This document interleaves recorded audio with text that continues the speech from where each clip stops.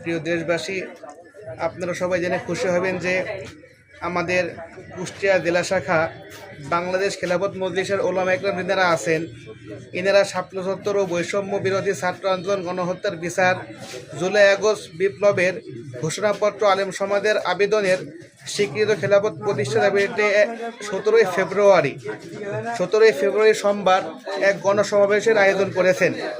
উক্ত গণসমাবেশে প্রধান অতিথি হিসাবে থাকবেন আমার আপনার সকলের জনপ্রিয় মুখ, প্রিয় শায়েখ, মাজলুম জননেতা শাইখুল হাদিস ইবনে শাইখুল হাদিস আমিরে মজলিস আল্লামা মামুনুল হক সাহেব।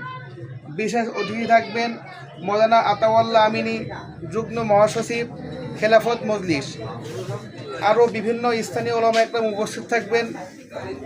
এটা 17ই ফেব্রুয়ারি সোমবার দুপুর 2টার সময় কুষ্টিয়া হাই স্কুল মাঠ।